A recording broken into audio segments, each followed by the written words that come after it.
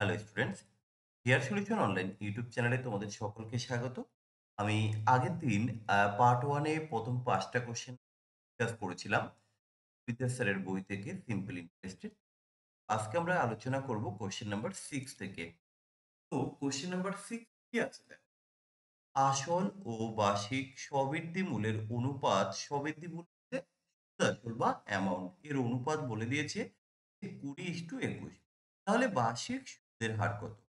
তাহলে দেখো, আসল হচ্ছে 20 টাকা, সুদ আসলে হচ্ছে 21 টাকা। তাহলে তুমি কত টাকা এখানে ইন্টারেস্ট পেয়েছো? 1 টাকা ইন্টারেস্ট পেয়েছো। তাহলে একটু ভালো করে বোঝার চেষ্টা করবে, সূত্র দরকার নেই আর, কেমন? তুমি এই 20 টাকার জন্য ইন্টারেস্ট পেয়েছো মাত্র 1 টাকা। তাই তো, এটা হচ্ছে আসল। বিষয়গুলো একটু ভালো করে বোঝার চেষ্টা করো, তাহলে সমস্ত কোশ্চেন তুমি দেখে দেখে বলতে পারবে ভাই। বেশি কিছু দরকার হবে না, সূত্র বাদে হয়ে যাবে। তাহলে আমরা কি করি, এই যে বার্ষিক সুদের হার বের করি 100 টাকার জন্য 1 বছরে কত, এটাই তো বার্ষিক সুদের হার। তাহলে এখানে আসল 20 টাকার জন্য যদি সুদ 1 টাকা হয়, তুমি বের করবে 100 টাকার জন্য কত করবে, না একে 5 দিয়ে গুণ করলে 5×100। ঠিক একই রকম ভাবে এখানেও তোমাকে 5 দিয়ে গুণ করতে হবে। তাহলে তুমি 100 টাকার জন্য কত পাবে? 5 টাকা বা 5%। সবাই বুঝতে যদি না পারো আমাকে একটু কমেন্ট করে জানিও, আর বুঝতে পারলেও কমেন্ট করবে, কেমন? কারণ তোমরা কমেন্ট না করলে তো বুঝতে পারবো না ভাই। পরের কোশ্চেন, 6,535 টাকার 10% হারে 6 বছরের সুদ কত নির্ণয় করতে হবে।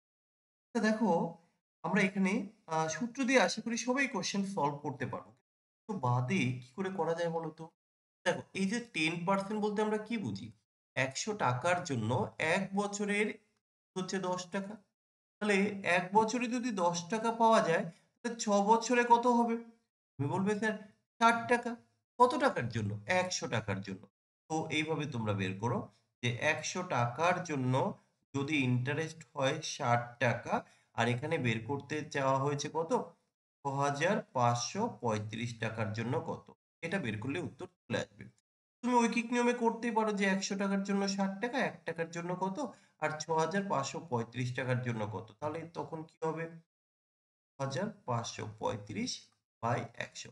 তোমরা অনেকে হয়তো বলতে পারো যে স্যার মতোই হয়ে যাচ্ছে বা ক্যালকুলেশন। দেখো ভাই, আমি সূত্র কিন্তু এখানে মুখস্থ রাখলাম না। হ্যাঁ, আমি ঐকিক নিয়মে করছি, তার মানে এই নয় যে আমি সূত্র অ্যাপ্লাই করছি।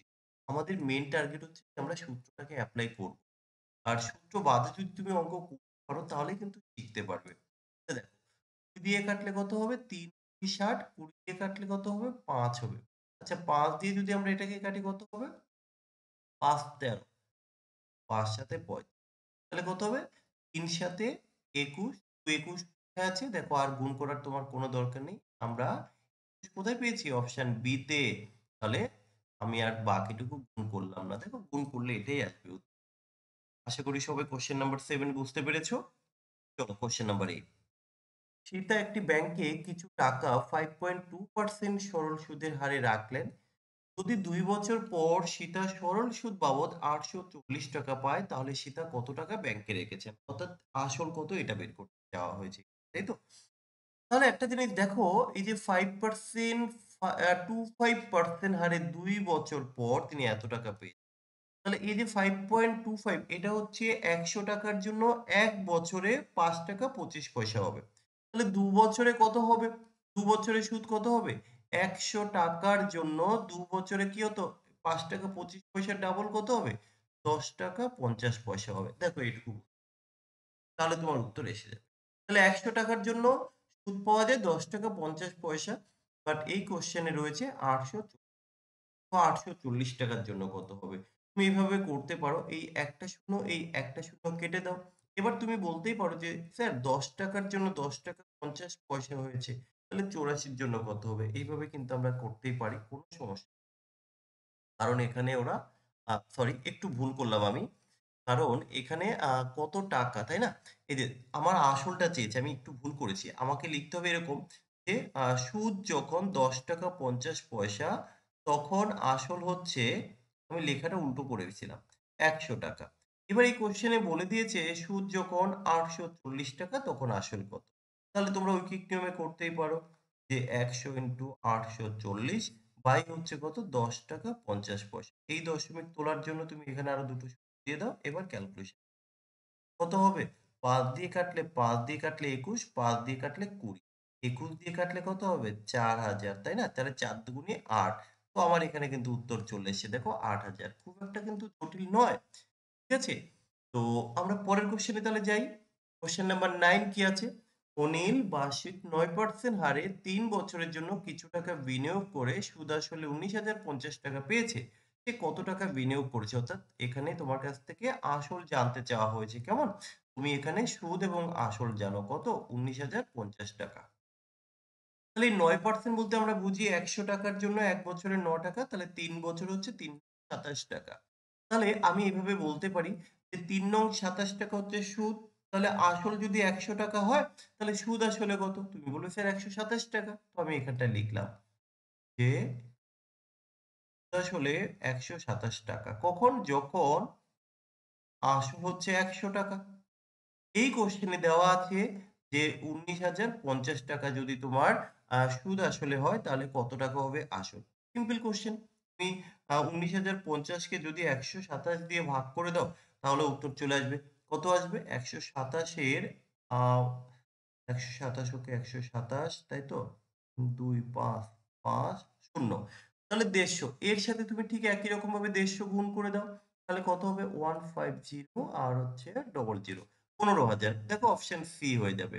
তোমরা এই ক্যালকুলেশন চাইলে ঐকিক নিয়মও করতে পারতে। কিভাবে? এই যে ১২৭ এর জন্য যদি হয় ১০০, ১ এর জন্য কত? আরো কম। আর হচ্ছে এই যে ১৯,০৫০ এর জন্য কত? এই ক্যালকুলেশন করলেও কিন্তু আসবে। আমরা কিন্তু সূত্রটাকে ব্যবহার করছি না। এটাই হচ্ছে মেইন বিষয়। কারণ সিম্পল ইন্টারেস্ট এর সব কোয়েশ্চেন তো আর সূত্র দিয়ে করা যায় না। কারণ সূত্র বলতে আমরা এখানে ৬ টা সূত্র জানি। তাহলে তো সবাই আমরা পারব। কিন্তু আমরা তো পারি না। তো সবারই মুখস্থ। তো বাদে অঙ্ক শেখার চেষ্টা। দেখো ভাই পরের কোয়েশ্চেন। ৳১ ৪ বছরের সুদ যদি হয় পয়েন্ট ৪০ পয়সা আরকি। আ তাহলে ৳৪৫০ র ২ বছরের সুদ। দেখো এটা আমরা একটু লজিক্যালি করব। ৳১ ৪ বছরের তাহলে এই যে ৪ বছরের সুদ হচ্ছে কত টাকা? না ৪০ পয়সা। তাহলে তুমি বলো ৳১ র জন্য ২ বছরে কত হবে? তুমি বলবে স্যার ৳১ র জন্য ২ বছরে পাবেন আপনি বেশি না মাত্র ২০ পয়সা। তাহলে উত্তর এসে যাবে। কি করে? কোশ্চেনে চাওয়া হয়েছে ৳৪৫০ জন্য কত? ৪৫০ তাহলে ১ এর জন্য যদি ২০ পয়সা হয়, তাহলে ৳৪৫০ জন্য কত? বছরটা তো একই ২ বছরে। তাহলে ৪৫ দুগুণে ৯০ আমি একবারে ৳৯০ করে দিতে পারি। দেখো ভাই ৳১ র জন্য ২০ পয়সা তাহলে ৳৪৫০ জন্য কত? ৳৯০ হবে। তাহলে আমার এখানে অপশন এ হয়ে যাচ্ছে সঠিক। ওকে? তো তোমরা প্রত্যেকে প্লিজ কমেন্ট করে জানাও যে আমি যে প্রসেসে অঙ্কগুলো তোমাদেরকে শেখাচ্ছি তোমরা বুঝতে পারছো কিনা। কারণ দেখো তোমাদেরকে শেখানোর জন্য আমি এসেছি। তোমরা বুঝতেই না পারো তাহলে এইভাবে তো করে লাভ নেই। তো এক, এক করে আমি প্রত্যেকটা আ কোয়েশ্চেন সলভ করে দেব এবং প্রিভিয়াস ইয়ারের কোয়েশ্চেন গুলো কিন্তু আমরা আ কমপ্লিট করছি। কেমন? রিজনিংটা আমরা ২ টো ক্লাস দিয়েছি। ক্লাস পাবে রেগুলার ক্লাস দেখতে থাকো।